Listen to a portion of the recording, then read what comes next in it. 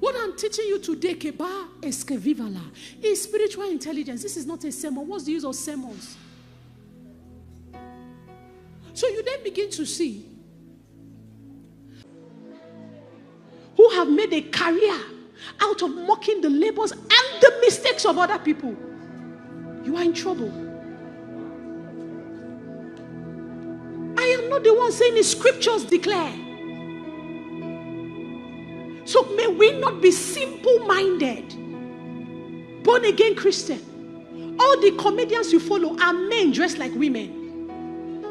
And as you are playing it, your 10-year-old son is joining you to laugh. One man wears wig, puts breast, puts bum, shaking it. You two, you are laughing.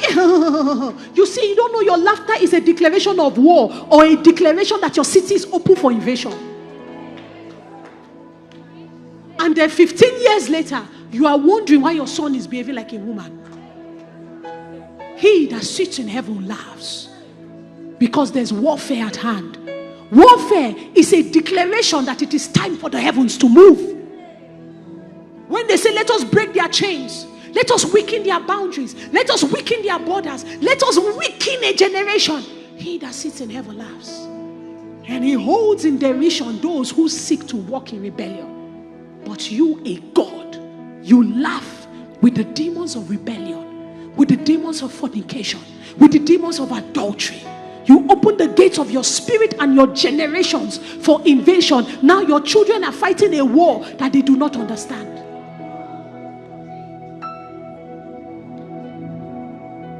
He was a foolish man for many years. And his foolishness was embraced and empowered by his environment. No, you know, we Kenyan men, we don't buy gifts. Are you a Kenyan or are you a believer?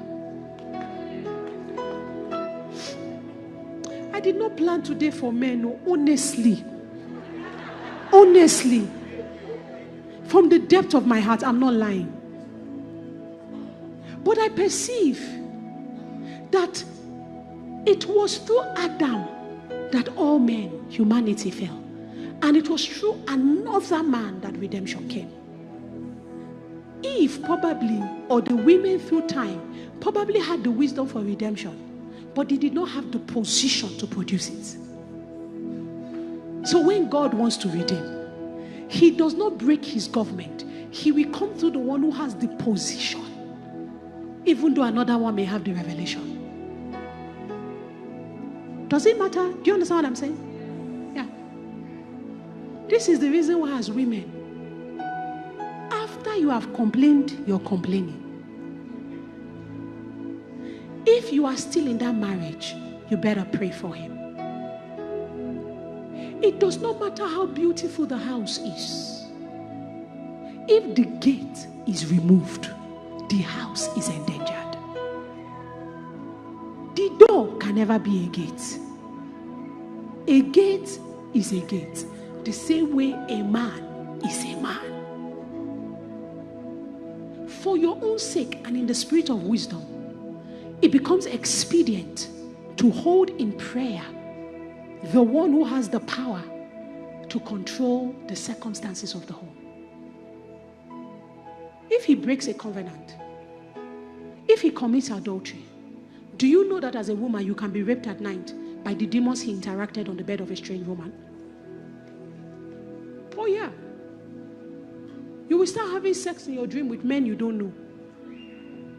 And you are like, what? This was something that happened to me 20 years ago before I got saved. What is going on now? Because two have become one.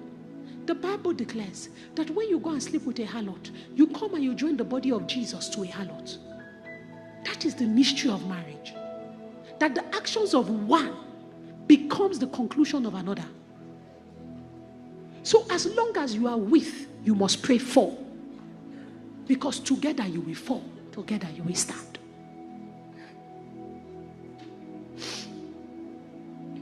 Abigail was a wise woman. She didn't go to David to say, I married a foolish man, kill him. Kill him. She didn't look at David and think, if she just dies now, I will pull out my spanks. The shape that never did not know I had, David is going to see it. No. Even though he was a weak person, she understood that the day I married his covenants. The day I married him, I married his altars. The day I married him, I married his battles.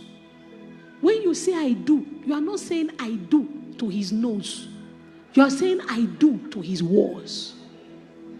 So you better know what you are saying I do to. I tell single people you are dating and you are asking each other, what's your favorite color? Color. Unless as a prophetic symbolism. What's your favorite designer? Louis Vuitton or Fendi? The day your house is under invasion, can Louis save you?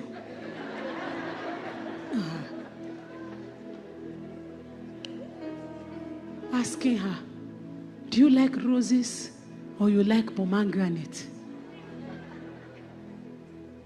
Irrelevant. A time will come for that.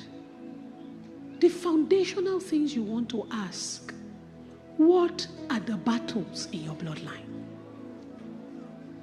What are the victories you won in Jesus? What are the limitations you escaped? What are the repeated patterns and cycles observable in your house? It's not the one you will marry and not be saying, he lied to me, she deceived me. No, you deceived yourself. You saw the bomb. And you forgot that Apostle Isi told you, ask well. Ask well. If you saw David, Goliath saw him and said, am I an animal? He was nothing to behold. He was a small boy. But if you had eyes like Saul, because remember the day that Saul was anointed, he was sent to the garrison of the Philistines. He says, upon the mountain you will see a group of prophets and you will prophesy with them and you will become a new man. To the point where the people said, has Saul now become one of the prophets? That was how accuracy his prophetic was stirred up. By reason of the oil of ordination, Saul's eyes had opened. Because God cannot hold you in judgment to something he has not empowered you to judge. So the reason why he could righteously judge Saul is because he had given Saul prophetic inclination to know good from evil. But he chose evil. Now, Saul saw David. He knew him. While the people thought this small boy that won a battle, Saul looked at him and said, this one is going to come for my throne. Saul could smell kingship from afar. He could hear the sound of the feet of a person that would take over. He knew. So what did Saul do? He said, I will give him my daughter Michal, so that she might be a snare to him, and that the hands of the Philistine may be lifted up against him all the days of his life. Saul understood that if I marry him to a rebel, the spirit of rebellion will be able to rule over him. If I marry him to a terrorist, all the days of his life, he will be terrorized to the point he would not have time to remember to be king. For some people, this is how Satan steals destiny from you. You are fighting marital trouble 22 years. When will you stop and stop fighting? And just say to yourself, honey, for our good and the good of all the church, let's make it work.